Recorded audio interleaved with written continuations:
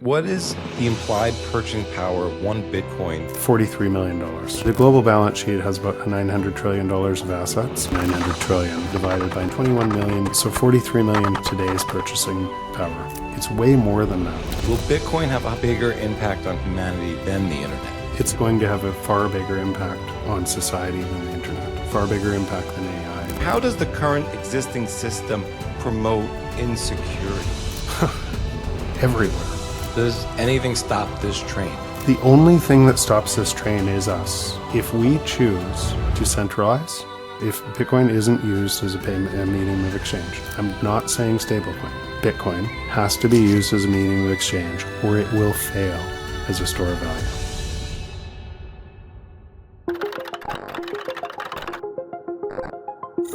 What is real? How do you define real? You can't jump into cash. Cash is trash. What do? You get out. Jeff Booth is a visionary leader, technology entrepreneur, and best-selling author of The Price of Tomorrow: Why Deflation is Key to an Abundant Future. With his expertise in technology, system thinking, and design, he is at the forefront of a transition from an economic system built for the past and one built for the future. Jeff has been featured in Forbes, TechCrunch, Inc.com, The Globe, and Mail, BNN, Fast Company, Entrepreneur, Bloomberg, Time, and The Wall Street Journal. In 2015, he was named BC Technology Industry Association's Person of the Year, and in 2016, Goldman Sachs named him among its 100 most intriguing entrepreneurs.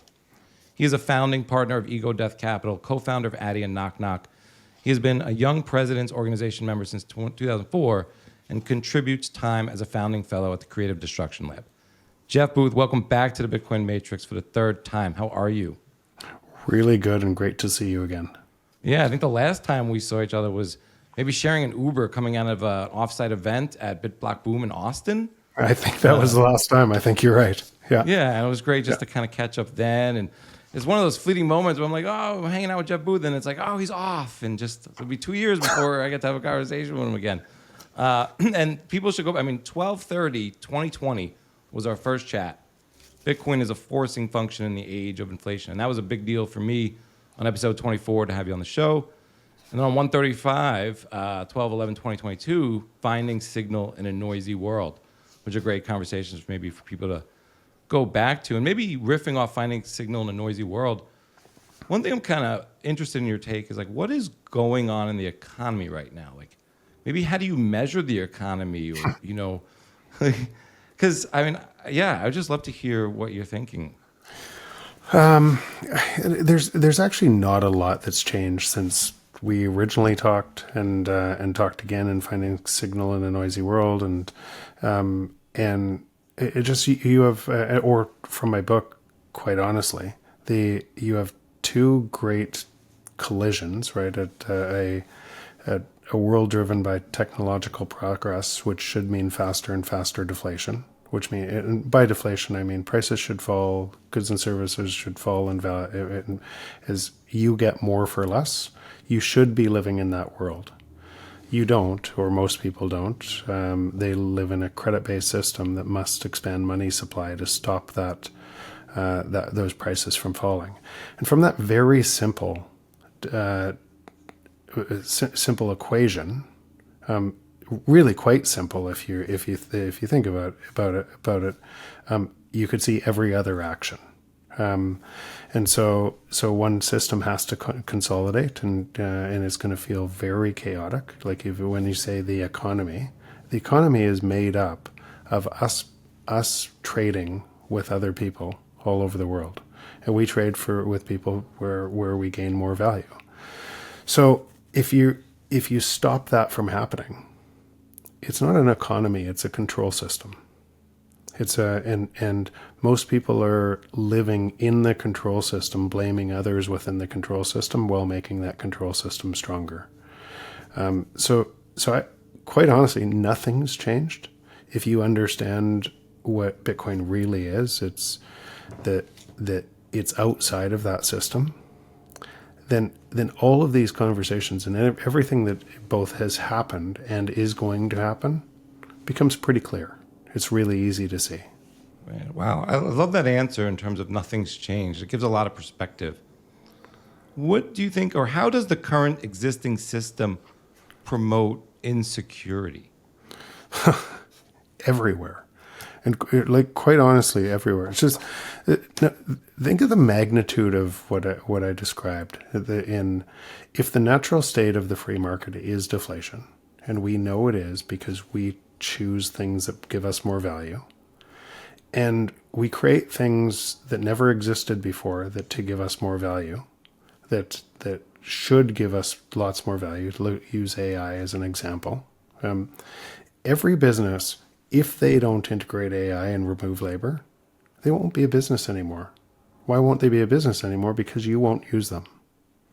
And then every individual user being able to use AI can create all sorts of businesses. And there's this technologist's dream, and I've heard it for like literally 20 years. As AI expands, that you're going to have a one-person company creating $1 trillion of value. And for the life of me, I don't I can't believe that the words and music, people could actually say that. Because if one-person companies can create that much value, who buys this stuff? People have lost the fact that we are both sides of the market. It's impossible to, it's hypocritical to say our houses can go up forever. Well, we choose to have more value in our lives, right? Because what are we saying? What are we saying? We're investing in assets that only go up in value because we're manipulating money. Well, we're constantly choosing more value. You, me, we're all individual actors in the economy, and we are both sides. We're the labor component, providing value to others, and we're the purchasing component, purchasing that value. So how could that be two different things? So it's one thing. And what that means is one thing, is as we choose more value, prices should fall. The only reasons prices don't fall is we live in a credit-based system that must steal that, can't allow deflation because the credit would reset. And there is no vote in that system that could stop what I just said. Because if you allowed that prices, if you start allowing prices to fall, no matter who it was, let's use, if you owned a house and you had a bunch of credit against that house or debt against that house, you would beg for them to print money because otherwise you would go bankrupt. The house would be worth zero, almost zero, and you would hold and then the bank would go bankrupt. And then and so all of the people that are saying, yelling at the system, don't really realize the hypocrisy of their actions, because they too would beg for bailouts. They would beg for, if somebody stopped printing, the whole system would collapse. And so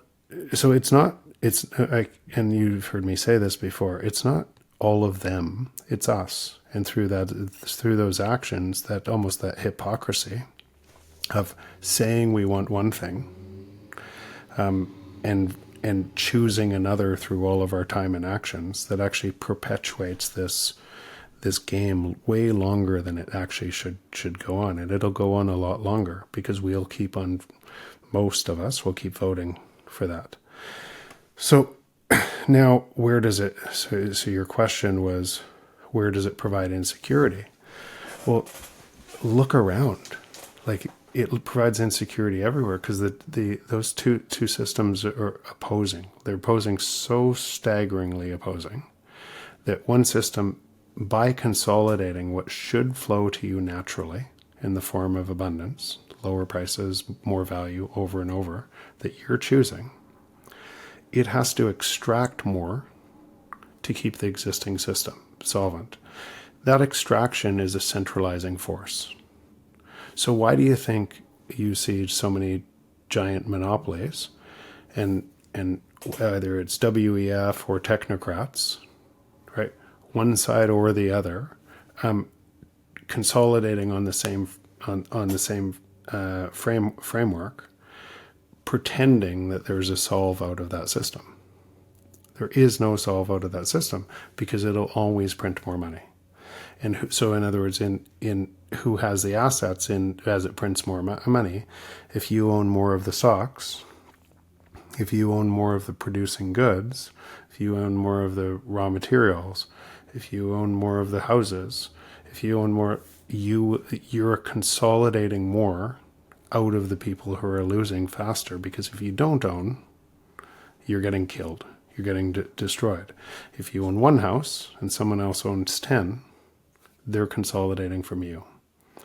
If you don't own AI resources and Microsoft and someone else, and they do, they're consolidating from you too. So it's just a giant pyramid with the very, very top taking most of the gains from everybody else because it's based on theft. And so I liken to that. So why would that provide insecurity? Why would it mean insecurity for people? Is they're inside that system thinking there's a savior from inside that system, and they're all strengthening the control system over themselves. It's like being locked in a cage, yelling at people, kind of making those bars stronger and stronger by what you're doing when the door is open. You could just walk over to Bitcoin. So the door is open. I agree with you there. But the current system, are we in a breakdown phase? So it will seem like it, and again, because of your natural bias to recency bias and people's natural bias, they'll continue to think they're in a breakdown phase forever. Like if you just measure these two systems and you look at what Bitcoin has done over the last 10 years, or just take 4 years ago, and then 4 years ago before that, and 4 years ago before that, you can see it's repricing the other system.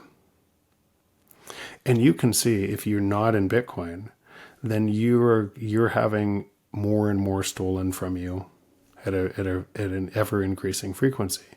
But if you just move the needle back, say 20 years, and you could imagine your life then and what it looks like right now, you wouldn't believe you're talking about what it looks like right now. That's going to continue. And people are going to get numb to oh, this is just normal, because it's going to pick away at them everywhere, and it's going to feel normal. I think it's going to feel normal with dislocations that then feel normal. Right?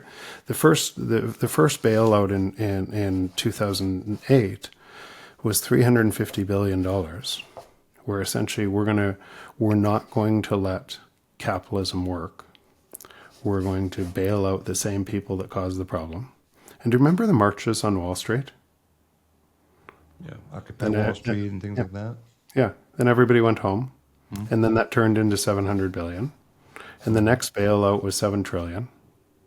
The next one's going to be a lot greater. And everybody's just going to get numb to the whole thing, and they keep on getting numb to it all. And so what breakdown phase is, I don't think the US dollar is going anywhere anytime soon. It's so that breakdown phase is going to feel a lot longer. And you can protect yourself. You can move over to Bitcoin. You can remove yourself from the system. But that breakdown phase is going to feel a lot more. You could easily create a lot of views if I said it's going to break down tomorrow, right? And because everybody's looking for the soundbite that they can drag onto, but it won't. I suspect it doesn't look like that at all. And like, what measure the breakdown phase of Argentina or Venezuela or all of these things is just perpetual. And people are still living in the currencies that are being devalued every day and constantly revalued. And you ask yourself, why aren't they all in Bitcoin? Because they get numb to it. They live in the system thinking that there's somebody else inside that system that can save them. And they keep on making it stronger. So if that's human action all over the world, and you can see human action all over the world causing their own pain, why would it be any different here? Yeah, and kind of going off what you're saying in terms of like the breakdown phase maybe being more in perpetuity in a lot of ways and sort of maybe insidious that way. I think, one way Bitcoin is going to replace the current existing economic system, and I'd like your thoughts on this, is through the Lightning Network and stablecoins and tokenized assets. And but at the same time, I see those things as sort of extending the life of, like what you were just saying, sort of the phase. And so that interplay is very yin and yang, it seems like. Yeah, this is this we could talk about for a long time, and it's very nuanced. So, but again, you have to come back to human action and what's more likely. So let's just start with, in 3,000 years, we've never had something that's been decentralized, secure, and allowed the free markets to work. Right? We've never actually had. Bitcoin is actually the first global free market that has ever existed. And if it stays decentralized and secure, we will have a global free market where everyone can participate, and the abundance that we create for each other naturally competes with each other, and every single person wins in that system. Even if you didn't work. It means prices fall forever relative to Bitcoin. But for that to happen, Bitcoin has to be used as a currency. If Bitcoin isn't used as a medium of exchange, I'm not saying stablecoin. Bitcoin has to be used as a medium of exchange, or it will fail as a store of value. And I know I just left that. It's pretty big topic, but now ask why. So in 3,000 years of human history, if we've never had a decentralized secure money, and many bright lights throughout time, Nikola Tesla, Ford, Buckminster Fuller, many others have known kind of how hard it was to wrestle state control from a money, but we didn't have the ability to do so before Bitcoin, like truly decentralized and secure. So if we are, that means we are part of the system that must centralize. We trade our time, right? And we trust the centralized system, and the centralized system always abuses us in the end. Always. And then we go and as it works against the free market, as it causes inflation against what should be the free market deflation, it gets to a point where we start noticing. We start noticing the centralized control. We start noticing the broken money, and it has to accelerate and get worse. As we start noticing, it creates divide in society because some people are extracting so much from other people. And as it extracts more, because most people think there's a solve from within that system, the way you get elected is you blame the other people in your country, right? And once you get elected, you consolidate more control. You change the rules, you change laws to consolidate more control, and you try to and that doesn't work either, because the free markets are more productive. So centralized markets are less productive, and they cause more and more misallocation of capital, more and more control, and people notice it more. But now you've already created the enemy in your own country, the us versus them in your own country. And the only way to resolve that is you got to create a bigger enemy somewhere else in the world. And then we go to global conflict, and we reset currency, and we reset currencies. We killed tens of millions of people. We reset currencies, and we build all these institutions that say, let's not forget. We celebrate Remembrance Day. And we say, we'll never do it again, only to start the process over. And so that's how all currencies have always worked. And Bitcoin is the first time that we could ever avoid that path again. But that path that I just described, you can see accelerating around the world. You can feel it, right? You can feel politicians talk about if I can't trade for resources with people honestly, I'm going to take them, right? By force. I'm going to take Greenland. I'm going to take Panama. I'm going to take Canada. And I can tell all sorts of reasons why I'm going to, but I'm going to. The centralized control system needs more centralized control. and that also and that also causes the same thing that we just described, a conflict everywhere, that people think the best way is to fight back, and it creates all of these other problems. Now, because this is, and I'm jumping all over the place here, but just imagine a world, two different worlds. Imagine a world where artificial intelligence and 3D printing machines can create your own drone swarm, and for almost free.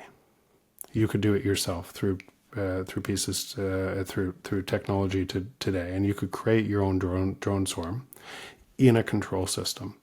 Would you get more or less people fighting back, like all over, to try to break down, to destroy the control system? Now I ask, what about when we could CRISPR and technology and AI to create viruses and such? So if you're driving people off the cliff, like you're driving them to they can't live a decent life, you're creating the structure that they'll come after. There are no walls high enough to stop what's happening. There is no protection from within the system. You're actually creating all of this generational pain that people are going to fight back. And they're going to use the same tools, the same technology, to fight back at an ever-increasing rate. Now, I know that's not a pretty picture, but from the existing control system, you can expect that that some of these things are going to accelerate. And Bitcoin is the other side of that argument. It's a complete opposite. It's a 180 to that, because that's a really dark world, right? It gets worse and worse and worse, and you don't almost see it. You're making it stronger with all your actions in that system. You're playing a zero-sum game, thinking that you can win at the expense of others. If you have more assets, you're winning more from them, but it's still a zero-sum game, and there are no winners long-term in that game. But because most people are playing a relative zero-sum game, and they're winning against the people without the assets, or somebody in another country that's being extracted from, they believe they're winning in a zero-sum game. Well, it's getting worse and worse. And Bitcoin is a cooperative game. It's everybody wins, because the free market works, because we trade with each other all over the world to provide more value, and it enforces those rules. It imposes those rules, where the output of that trade is prices fall. Nobody can cheat. Nobody can cheat. I love that. Speaking of sort of maybe changing the rules, is there still time for policymakers to make a change to the current existing system to save it and avoid a reset? No. There hasn't been for a long, long time. So there is a credit-based system. The credit is loaned into existence, right? So when a bank creates credit for you, if everyone paid back their debt, there'd be no money in the system. So the credit-based system, the backbone of the entire system, is the credit. And so it requires more and more credit. Because remember, if you allow deflation from that system, if you allow prices to fall, then versus the prices, the credit explodes in price. It gets reset. You can't pay it back. It's already too much. It's already way too much. But the truth is, it's actually always been too much.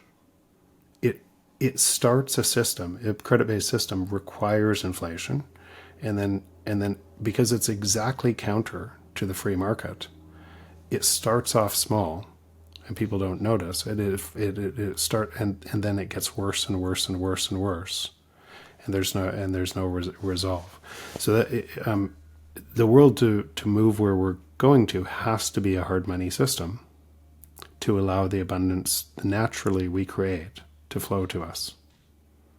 If the backbone is a credit-based system, so there is nothing from that. So there's tons of policy actions that can protect citizens more by getting them to understand Bitcoin, moving more into that, trying to create a competitive landscape on top of Bitcoin, so that the all of the businesses building on top are finding which countries they should move to. There's tons of policy decisions that are closer to free markets that can help countries, but globally, that system will not work. You mentioned before, Bitcoin has to survive or succeed as a MOE, Yep. medium of exchange. And how important is self-custody to the MOE part of Bitcoin thriving? It's important, but not critical. I would say two different things. So if you think about when I think about Bitcoin, it's this, and it's why it's also so confusing. It's an open, decentralized, secure protocol bounded by energy. Those 5 aspects of Bitcoin, interconnected aspects, make up Bitcoin at the base layer, and it's really critical. But a protocol, most people think about Bitcoin as a technology rather than a protocol. Technologies are winner take most. Amazon is a technology. Google is a technology. Based on network effects, they're winner take most. Protocols are winner take all. There is only one internet. You have a choice to be on the internet or not be on the internet. The other thing with protocols is they come in layers. And they come in layers very deliberately, because the first layer does one thing very narrowly and sacrifices other things, so as not to have an attack vector, that it can't be attacked. And as it does that really well, then later on people start building other things on top of it to extend its functionality. So Bitcoin as a protocol, the one thing it did really well is decentralize insecurity, and it did that by making trade-offs it was open, right? So it made trade-offs for privacy. It was small blocks, so it made up trade-offs to payments, but it was decentralized and secure. That is the thing it did really, really well. And then Lightning, Liquid, Arc now, but a whole bunch of others started making trade-offs on top of that network to extend its functionality into payments, to be a transport layer on top of it. And you didn't need another coin to be able to do that. It extended its functionality. Just like, and remember, the internet effectively started by DARPA in late 60s, and it took 20 years till Tim Berners-Lee in 1989 created HTTP, which was the dawn of the World Wide Web. And it took another 15 years to create the iPhone. What we're using right now to touch potentially millions of people is all on that top of that same internet stack.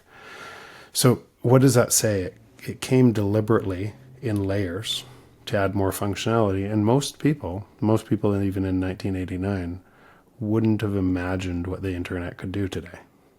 Same protocol stack. And so that same thing is happening in Bitcoin, but there's a whole bunch of people that want all of that stack to be there yesterday, and because it's not, they say, oh, I have a privacy coin, or I have a coin that's a Solana coin that you can build, or NFT coin, or like all of these other things that are nonsense, like literally nonsense. Because if you don't have decentralized and security, like why would you need a blockchain? Because all it is you just use a database if you're going to centralize. So you know this, but most people don't. And so now you have a protocol stack emerging, and we're all part of that. And then the free market tinkering and making it better. And it is a winner take all. And there's more and more value capture on top of it as it turns into essentially the new internet bounded by energy. That's where we're going. And so the question is, to your other question on stable coins and the works, where do stable coins gain their value? To the being tethered to the dollar, which isn't, I'm going to say stable, but their relationship to the dollar, I would think, and being backed by U.S. Treasuries. And Yeah, so in other words, the dollar is losing money. You know for sure the dollar is losing value. If you could, any reference, like look at the purchasing power of the dollar in goods and services, and you can see it's losing value. And it's losing value against Bitcoin very fast. So the stability comes as a guaranteed loss against Bitcoin. A guaranteed loss. okay. So that's a really interesting name, right? Stablecoin. Like, why don't we just call it a guaranteed loss coin? Right? but marketing works, and people believe it, and people still believe in the U.S. dollar, and so lots of people will use this and essentially guarantee their losses against Bitcoin. What will happen as a result of that is many of the Bitcoiners today, and many of the Bitcoiners, they only think about Bitcoin as a store of value. And because they're pricing Bitcoin in a US dollar or a stablecoin, and all of this, they will give strength to that centralizing system, because that system is still centralizing. And Bitcoin will go up in those terms a lot. And they will likely sell their Bitcoin, and they'll be wealthier, and they'll have done is played the zero sum game, where they're a short term winner in the zero sum game by centralizing Bitcoin to other people that capture that Bitcoin, because they don't understand the real game you're playing. So and if it's centralized, if all of that centralization between MicroStrategy shares, I'm not saying good or bad or anything else, but if people are buying those in ETFs and BlackRock and the likes, and those are all centralized, and 9 out of 10 custodians all custodian in Coinbase, then that's kind of a honeypot where you could make changes. Right? If everybody transacted in the US dollar on top of Bitcoin, really all you would have is the exact same system with different winners at the top. Exactly the same system that we've always had. And that system would have to at some point come and attack Bitcoin, the decentralized and secure nature, to try to because they're opposite systems. Because what's really happening in Bitcoin, because it's the open, decentralized, secure protocol bounded by energy, is all prices are falling relative to it and will forever, as long as it becomes a currency as well. As long as we trade our value back and forth and don't trade our value back to the US dollar, which is centralizing. I feel like the subtext here is, if you self-custody your Bitcoin, you won't think in US dollar pricing of Bitcoin as much. I don't know if that's true. So I know lots of people who self-custody and still think about it in US dollars. You might not. But remember, you run a podcast, and what episode are you on? 220. 220. Congrats. But if you just think about every single person going through their own Bitcoin journey, it's really complex to understand this chaotic system, the collapse of one system, or the eventual collapse of it, or say the system of control versus the system of freedom. And it's hard to understand this protocol and its changes that it's imposing. So I don't begrudge people if they want to sell their Bitcoin to buy a house, or want to sell because they're making economic decisions for themselves, and Bitcoin will continue to outperform everything else, and they'll make their decision at whatever time. But you'll find, and you probably know this with people you know in this community too, is you'll find layers of knowledge and depth and a deepening. And you typically start Bitcoin somewhere as this can't be something. It's a Ponzi scheme. And you end up in Bitcoin is if you keep going, if you keep chasing the rabbit hole, is it touches everything. Is it touches absolutely everything. And how could it not touch everything? Because the economy is made up of us connected, trying to provide value to each other all over the world. So the thing that connects it all must touch everything, must touch all politics, must touch everything. It must, like, think about just economists in general. The economy is really simple, like really simple. If the natural state of the free market is deflation, and we all try to compete to provide more value, that's the economy.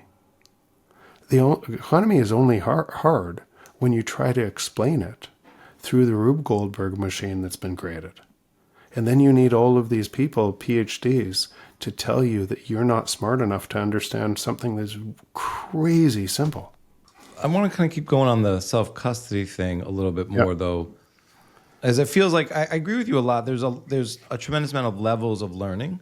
Yeah. And I think even within people's own minds, you could probably compartmentalize, like I think of like even like some people save in Bitcoin, some people invest in Bitcoin, and some people speculate in Bitcoin. And one person could even be doing all three, through different sort of buckets and how they think about their portfolio. But I think of self-custody as sort of a graduating part of it. Even if you don't self-custody maybe all your coins, because maybe that's hard for you to do. But I do think that this notion of a strategic Bitcoin reserve lays the groundwork for sort of no one should hold their Bitcoin. I mean, that's institutional grade stuff. That's a national reserve asset. Like, you shouldn't hold your own keys. Like, you might not be smart enough to even figure it out. And I think we would have a harder time maybe getting to MOE, or even maybe, I wonder how much you think maybe KYC-free Bitcoin is important as also to maybe future privacy and just sort of like that these important aspects of the ethos of Bitcoin that I think has to like survive and thrive so that we get the most out of sort of the Bitcoin layer that we're building. Like some say we didn't get everything out of the internet as we hoped. So I think there's a spectrum of how much we can get out of Bitcoin, and so the real question is how important is self-custody and KYC free, and do you think we're on a path where we'll have enough of that stuff to thrive? I would love if you did a poll sometime and shared it with me on how many of your audience, for number one, self-custodies, number two, runs a node, number three, spends in Bitcoin every day. I'd love to know that. And you should know that. And then you should try to run that poll every quarter to see if it's improving. Because what creates the decentralized insecurity is people understanding that and contributing their time to the honest network. And so if you don't want to contribute your time, if you don't want to self-custody and you don't want to run a node, or you don't want to spend in it, what are you saying? I'm going to trust somebody else to do it for me. Right? That centralizing system, I'm going to trust the institutions because they know better than me. That's how we get back to the centralized system, because lots of people will make that choice. They won't realize that they actually have a vote. That's what Bitcoin is.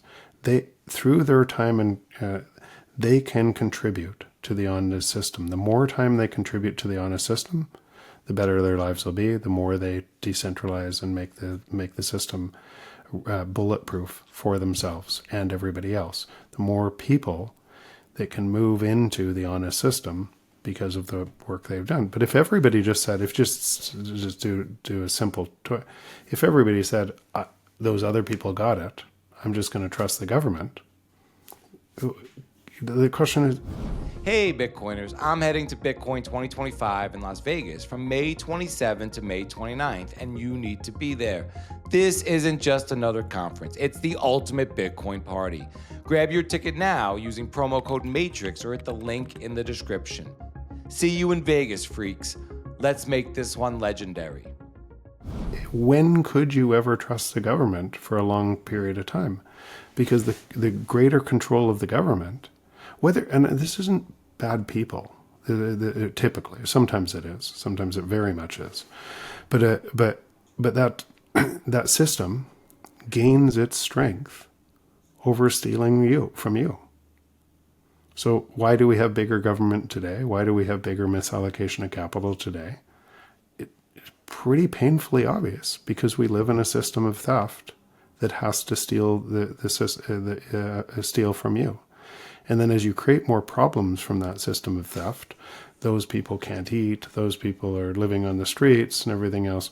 We have to create social safety nets for the people that we put on the street.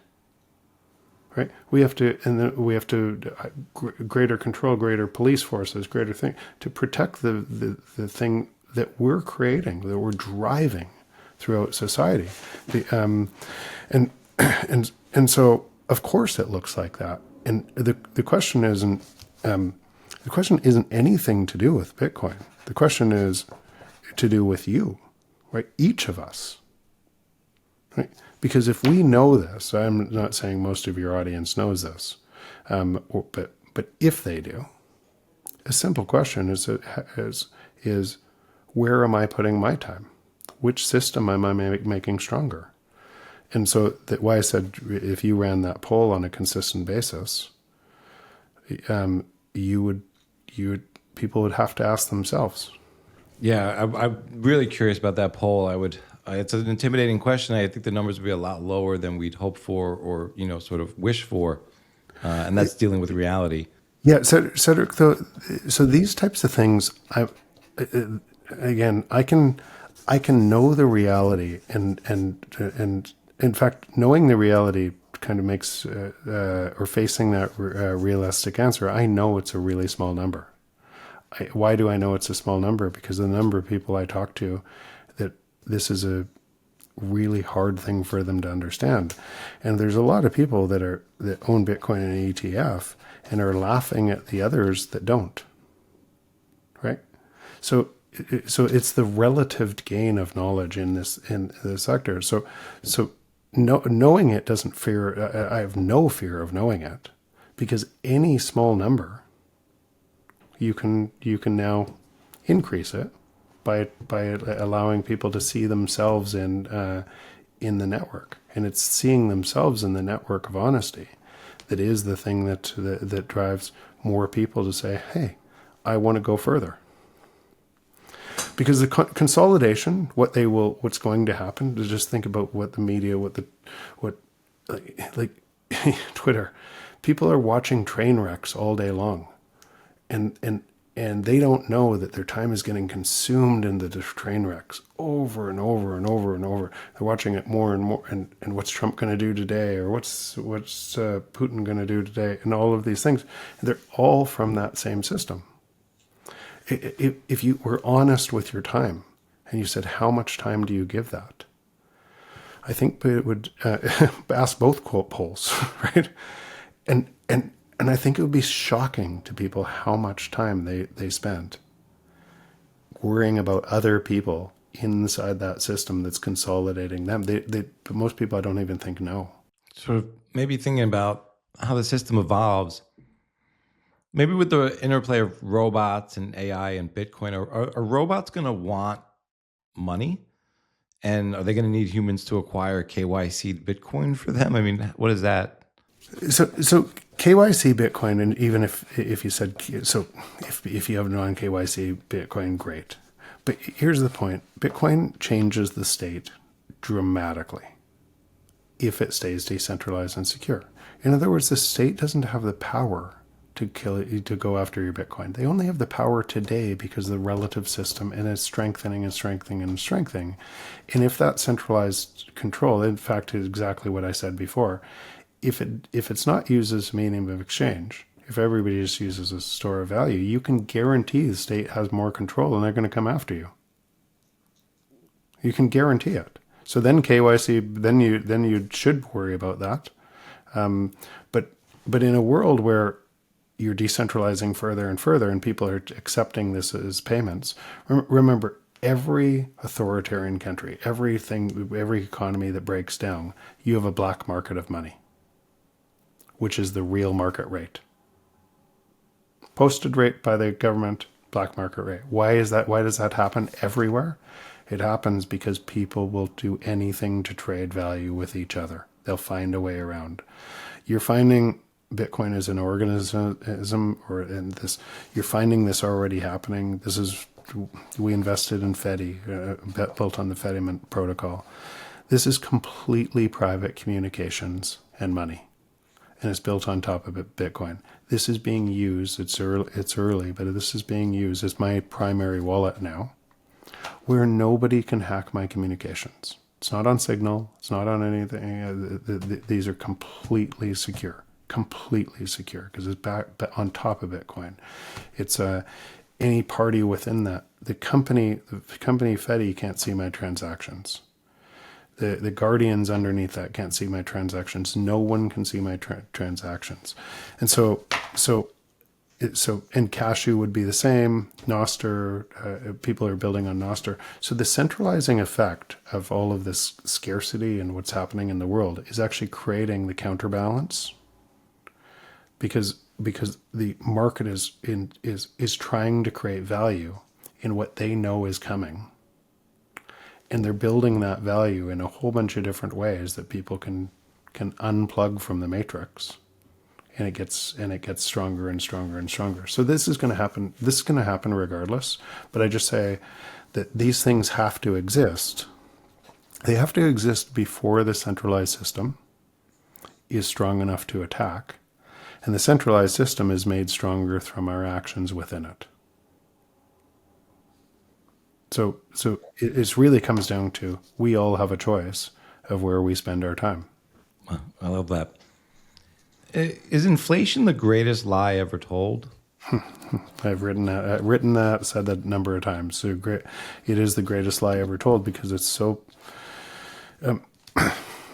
We've talked a lot about it. The natural rate is deflationary, so there should be no 2% inflation. Zero inflation is theft.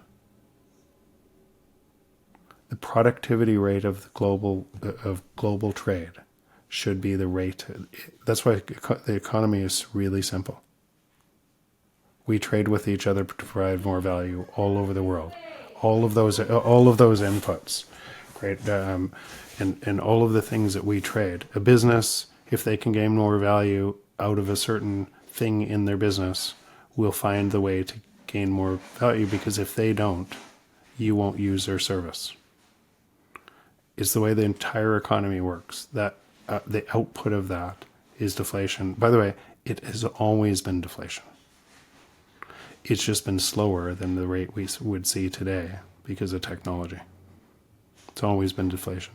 And that probably leads to, I think that leads to the exact same things that we would see in the book, The Fourth Turning, where the build-up takes 80 to 100 years or 80 to 120 years because technology was moving slower. And I think all that describes is these fourth turning events were caused by the very same thing, a manipulation of money that has always been a manipulation of money from the control system. So we could be and go back in time. I use this example many times, but if you were the United Kingdom, or the sun never sets on the British Empire or the British Empire, right? How did that happen? It happened by stealing other people's things and putting them into slavery. And inside the British Empire, it didn't look like, it looked pretty good, right? Outside of the British Empire, it came at a cost, the zero-sum game. And then that gets fat, and what ends up happening is someone else wants to play that game. That was the dawn of the U.S. A whole bunch of those people moved to a free market with protections around the Constitution, and free markets are more productive. So those people sacrificed their lives to go and build a new economy, and all those ideas created a vibrant country somewhere else. and then use the same model through money, to be able to impose that on the rest of the world.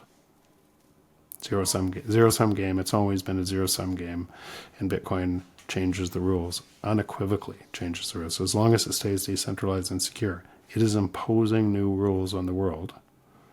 And relative to the new rules on the world, I think that it's so hard to understand those rules, because people take something, your example of KYC Bitcoin and the centralized thing, and the fear of, okay, what if they come after me?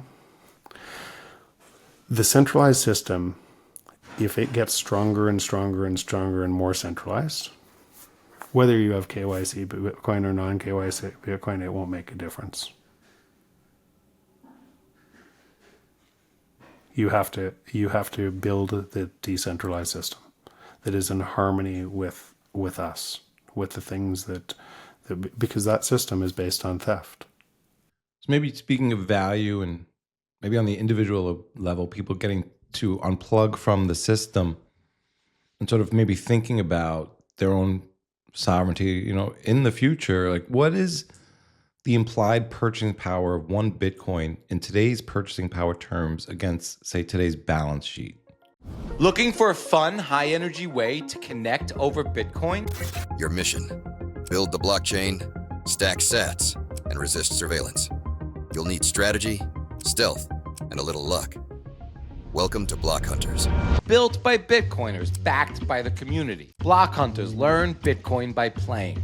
We played it at family night and everyone loved it. Finally, a game that gets Bitcoin. Ready to orange pill the fun way? Head to blockhunters.com and use the code BTCMatrix for 10% off your order. Back to the show. $43 million. Today's value. So the global balance sheet has about $900 trillion of assets, and I'm using asset value. It's not perfect, but because if people had the entire money in their house, right, the value in their house, they're spending like they have that. So you can use 21 million divided by 900 trillion, and you could actually probably divide it by 17 million instead of 21 million for lost coins, but and it would be a higher number. But so 43 million today's purchasing power. It's way more than that, because in that system, so first before I'll back up, by next month, the next month after, that 900 trillion won't be 900 trillion, and the debt underneath it won't be the debt underneath it. It'll expand greatly, right? So if there's any sort of slowdown in debt coming in, an exponential rise of debt, then that 900 trillion will start collapsing. And as it starts to collapse, holding up the debt underneath it, the debt becomes insolvent and it collapses and every bank fails. So for sure the debt holding up that pyramid of assets, all of your assets are inside that debt. That debt's already insolvent. So that debt will expand. And that means, call it next year, instead of 900 trillion, it could be 1.1 quadrillion. And the debt will be that much, a whole lot bigger than it is today. And that imaginary value is tethered to imagining the debt is solvent. It's just a construct that is just a button that continue to push, that extracts more from you. So if you had one of your houses of total value of houses and all real estate, inside that 900 trillion is 250 trillion, your house is subject to all of this noise. And if there's way more printing, destruction of value, your house will go up relative to the printing. So if you went forward a year, then that 43 million will be a different number. I hate saying the number in that system, because of this. It's just it's a mugs game. You can never win because you're comparing it to a system that's debasing all the time, and people aren't measuring the debasement rate. They're not measuring how much debt is expanding. So it's almost insane to measure Bitcoin price in those dollar terms. But if you talk about purchasing power, then purchasing power would be $43 million today for one Bitcoin, as long as it stays decentralized and secure. But it's way greater than that, because that's today, and you know for sure that against the decentralized and secure thing bounded by energy, prices fall. So the $43 million, because prices fall forever against it, the purchasing power of that would be infinite in time. Wow. This has been amazing. Two more questions and then maybe two hot takes before we round out. Okay. This one I've asked you before, but I really would love for you to break this down again. Will Bitcoin have a bigger impact on humanity than the internet? Yes. And I qualify that. The internet, the promise of the internet was anybody could contribute anywhere. And we would see more and more innovation because anybody could contribute anywhere. Because of broken money, that happened for a while, but then it consolidated into the tech companies on top of that. And now you have monopolies that are controlling all of information, and you have fewer and fewer people contributing. You have lots of people trying to make enough money, social influencers and everything else, and thinking that they're solving, but you have less and less contribution to society out of this all over the world, because it's still essentially a centralized system and that has to extract from other people to be able to keep. That's why the internet didn't have its promise, the promise that we expected it to have. And I was early part of it. I saw how much promise it had, is because of broken money. And it's just made monopolies bigger, faster.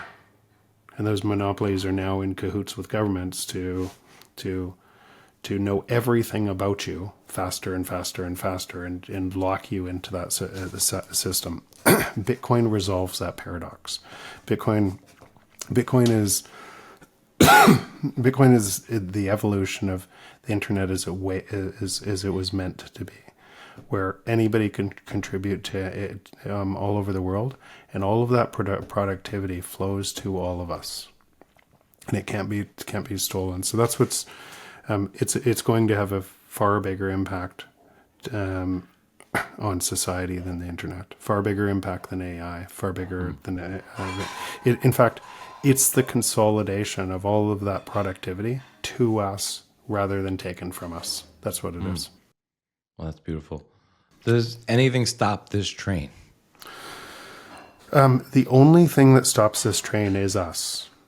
If we choose to centralize, if we choose in the fiat currency, if not enough people move into this, if not enough people spend in this in time, yes, this people will still do well if they have Bitcoin today, but it would look like imperialism 2.0 or 3.0, just on top of Bitcoin, and then Bitcoin will be attacked from there. So something does stop that train. You could also say, what about quantum? I don't see quantum as a risk to the network, but we do a lot of work. And I can't say it's not a risk to the network. It's potentially a risk to the network in time. But if you understand how the consensus mechanism works in Bitcoin, you have all of these people trying to solve that right now before it becomes a problem. Right. So just like you have me and others trying to solve the centralization problem, everybody using Tether and the US dollar before it becomes a problem. So what keeps Bitcoin decentralized and secure, what would keep it centralized is us. We decide we're not going to do that anymore. We decide there's not enough people that care about this, and they trust others to do it for them. So it's up to us to keep it decentralized, secure. Love that.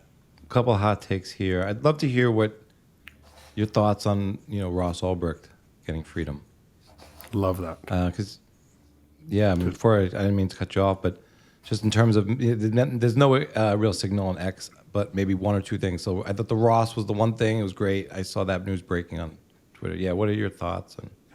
Yeah, I love that. It's something Trump promised and then delivered on, and to think that he was locked up for that long, where when you see what's kind of Epstein list and everything else still out, and all the travesties of justice, and you have a young kid locked up for that long. You want a travesty of justice. That's it. So it's really great to see him out. It's really I loved his take on the whole thing too. I just thought he was just really his humility and how he came out of this. Just tons of respect. Yeah, incredible moment. Last note. So I don't know if you heard about Josh Mandell and his 84K price prediction. Yeah, I did. He's a big fan of you. I want to say that for me, it wasn't so much about trading, and I think he's a brilliant, legendary trader, and it's fun to watch traders, but it was a shared experience for me, but I also think he's someone who happens to provide incredible signal these days when I come across him. But I had a talk with him before that came to fruition, and he brought up words from your webpage. So I'd like to read those. These are your words. Watch your thoughts, they become your words. Watch your words, they become your actions. Watch your actions, they become your habits. Watch your habits, they become your character. Watch your character, it becomes your destiny. Not mine, but words to live by. So I'd love to ask you about maybe what you thought about maybe Josh's prediction. I'd love to connect you guys, maybe get you guys on a pod together. I know he's a big fan of you. He had another thing that he went into in our chat, which was a new take on you get Bitcoin at the price you deserve. He sort of imagines a world where a newborn child deserves a Bitcoin price of 0 somehow, some way. So I'd just like to kind of open, the thoughts, to hear your thoughts on all of that. Yeah, I would love to get to know him too. So those connections and all of the people who went before me, you don't know what your mind is constructed of. Right? You hear these things, you hear different things from different people, and I truly believe we are all connected, like literally all connected. And what feels like we're not connected is because we live in a system that's trying to disconnect us. And so when you understand that the free market is connected, that you can't, all these actions matter and your actions matter in the world, you can't help but see all of these lights as they influenced me, I influenced them. They did. I couldn't thank enough people. I could spend 2 hours on your show, and I couldn't thank enough people for who I am today, including many of the people that are just Twitter anons or Nostr today, that I can't even, that they had an insight that changed my insight or helped me form something that I couldn't thank them. And so you don't know where all your ideas are coming from. They're coming from all of that chaotic, confusing understanding. But when you see that it's all connected, it's chaotic, but it's also beautiful. It's also, you can allow somebody to be exactly who they are, see the brilliance in that. And you don't have to agree with them everything. You can agree with them on the things that you do. So people thank me often, and Josh did in that thing, but it's just, and the reciprocity is it wouldn't look like this unless I got that also from a whole bunch of other people. That's how the world works. And so so I just, and it takes me, I'm humbled. I'm uniquely, like really humbled to be able to live at this time with all these amazing people. When I think about what Bitcoin is, early on in the internet, I needed to move in the internet because I saw some of the smartest people I knew in there. This is so much bigger because of that. It's the smartest people, but it's also the kind of most heart connected on and so that connection, it just makes you, I just can't believe I get to do what I get to do every day. And I love that it makes the difference in other people's lives. Wow, that's amazing. We agree how powerful this community is.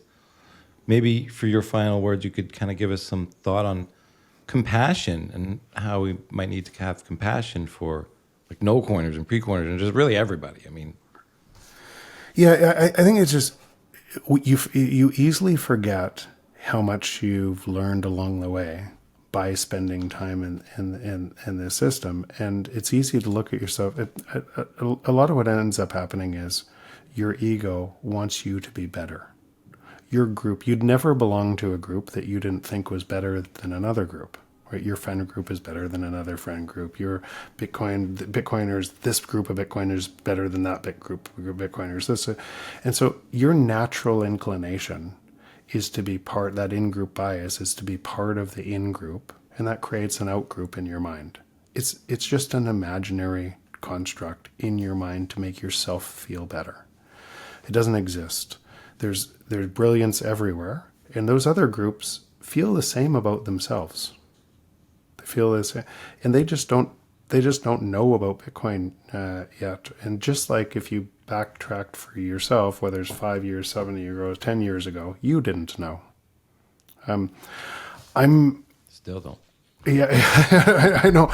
Like when I think about this, when I think about the cypherpunks in kind of 94, and the original mailing list, I think it was 70 people that were on that mailing list, and the risks that they were taking by trying to wrestle cryptography out of government control, and what that it would look like, that then led to Bitcoin, and those, the Cypherpunk Manifesto, and what those people were talking about, like in 94, way before I knew.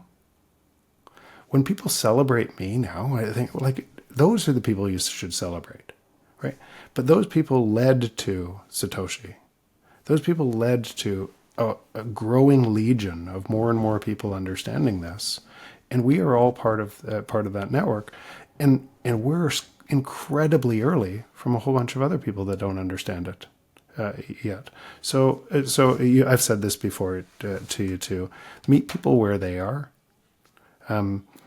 You don't have to be smarter. You don't have to make somebody feel dumb to be smarter. You just meet somebody where they are, to understand what they're trying to achieve and why they might not see it. And you probably have a better chance of success of moving them out of that jail into the open network. Wow. This has been so dope. I think maybe Bitcoin is the greatest game, or as they say in soccer or American or football, real football, the beautiful game. So Jeff, I'll leave it to you to let people know where they can find you and your work. Yeah, I'm mostly on Nostr these days, I'm not really on Twitter. For Spaces, I sometimes still do Twitter Spaces, but and then if they want to look up, if they're looking for capital, EcoDeath Capital is where we're investing out of. Sounds great. This has been so dope. Thank you so much, Jeff. Yeah, great seeing you again. Likewise. Thanks for tuning in to this episode of the Bitcoin Matrix. If you enjoyed the conversation, don't forget to like, subscribe, and drop a comment below with any questions or thoughts you may have. We'd love to hear from you. You can support the show by checking out our sponsors and affiliate links in the description. It helps keep bringing you great content while connecting you with awesome products that I believe in. Share this episodes with your friends, family, or anyone curious about Bitcoin.